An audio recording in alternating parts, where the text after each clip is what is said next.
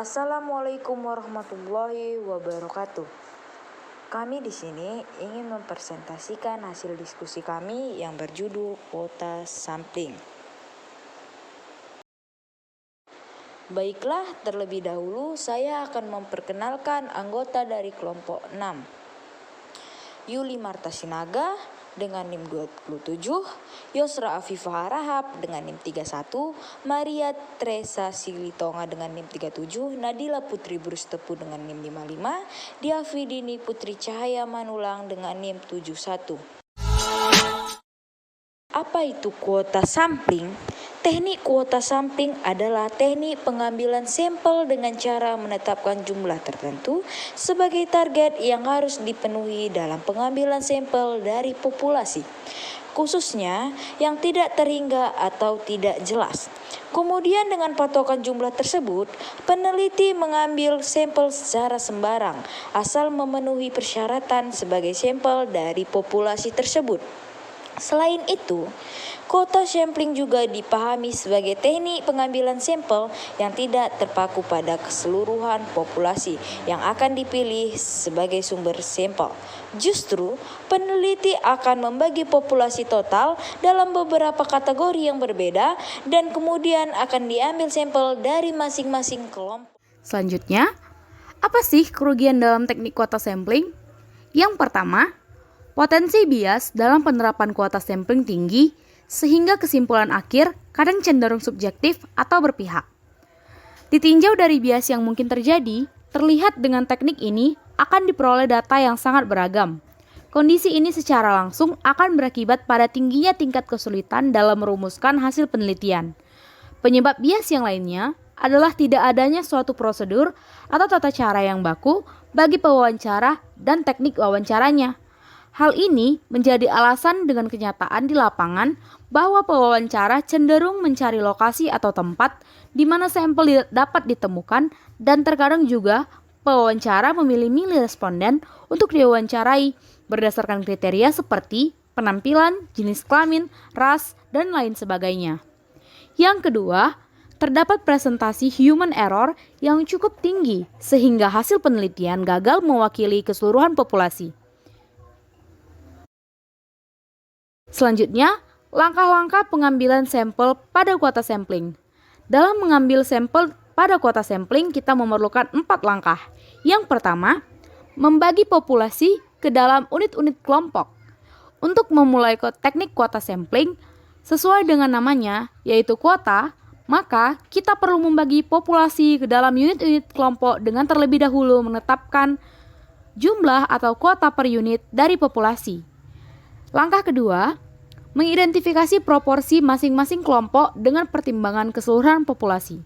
Identifikasi unit yang telah kita bagi sesuai dengan kriteria yang telah kita bahas sebelumnya, yaitu umur, jenis kelamin, usia, dan sebagainya. Yang ketiga, tahap analisa. Melakukan analisa akhir perbandingan proporsi subgrup dengan total populasi. Dan langkah yang keempat adalah hasil pengambilan sampel.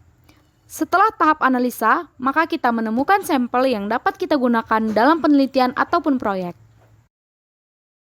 Penggunaan teknik kuota sampling. Teknik ini biasanya digunakan dan didesain untuk penelitian yang menginginkan sedikit sampel di mana setiap kasus dipelajari secara mendalam. Secara teknis, kuota sampling cenderung lebih banyak digunakan pada riset yang berkaitan dengan demografis dan juga geografis. Metode sampling ini juga diterapkan pada proses penelitian yang mencakup sebuah populasi yang cenderung tidak terhitung.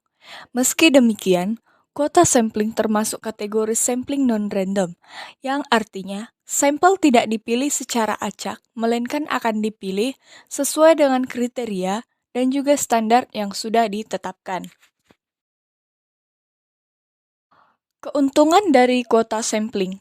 Kuota sampling memiliki keuntungan sebagai berikut. Yang pertama, tidak perlu membuat sampling frame.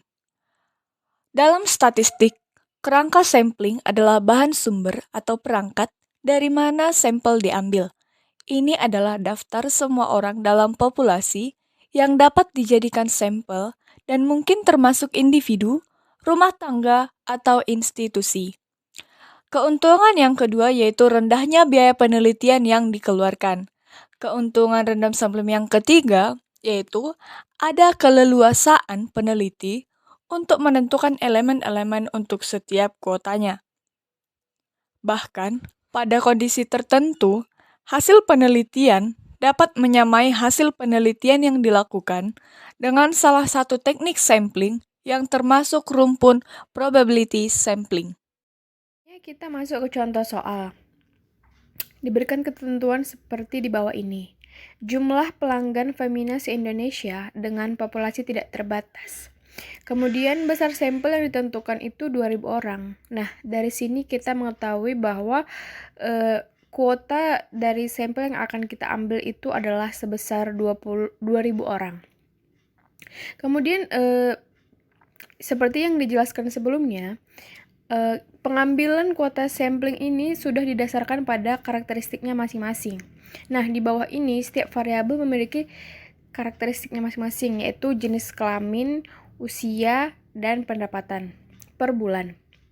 Nah, karakteristik yang pertama itu ada jenis kelamin, yaitu wanita dan pria, dengan komposisi populasi masing-masing 55% untuk wanita dan 45% untuk pria. Nah, komposisi populasinya ini sekian persen diambil dari kuota sampling tadi yang sebanyak 2.000 orang. Begitu juga dengan usia. Ada beberapa kategorinya, yaitu dari mulai umur 18 sampai 30 tahun, 31 sampai 45 tahun, 46 sampai 60 tahun, dan di atas 60. Sesuai dengan komposisi populasinya masing-masing. Begitu juga dengan pendapatan per bulan. Nah, dengan sudah ditetapkannya komposisi populasi, kita bisa mendapatkan sampel 2.000 orang sesuai dengan ketiga karakteristik tersebut. Selanjutnya, untuk membuktikan bahwa teman-teman sudah mengerti mengenai contoh penggunaan kuota sampling, kita memberikan 2 contoh. Pada contoh kedua ini, akan diteliti mengenai manfaat penggunaan internet pada peningkatan kualitas proses belajar mengajar pada mata kuliah tertentu, di mana peneliti telah menentukan kuota untuk masing-masing sampel. Jumlah mahasiswa 50 orang, dan jumlah dosen sebanyak 5 orang, serta jumlah mata kuliah sebanyak 3 mata kuliah, sehingga diperoleh 150 mahasiswa dan 15 dosen sebagai sampel penelitian untuk 3 mata kuliah yang memanfaatkan internet dalam proses belajar mengajar. Saya akan menjelaskan secara perinci dari 150 mahasiswa. 150 mahasiswa dapat kita dapatkan melalui jumlah mahasiswa pada satu mata kuliah dikalikan dengan banyaknya mata kuliah, yaitu 50 dikali 3 menjadi 150 mahasiswa. Dan 15 dosen kita dapatkan dari jumlah dosen pada satu mata kuliah dikalikan dengan banyaknya mata kuliah tadi, maka menjadi 15 dosen. Dan sampel berikut akan dijadikan sebagai sampel penelitian untuk 3 mata kuliah tersebut. Dari data yang kita dapatkan, bisa kita simpulkan bahwa kelebihan dari kuota sampling berikut adalah mudah dan cepat digunakan. Dan kelemahannya adalah penentuan sampel cenderung subjektif bagi peneliti. Untuk hal ini sudah dijelaskan oleh pemateri yang sebelumnya. Terima kasih untuk waktunya dan saya kembalikan kepada moderator.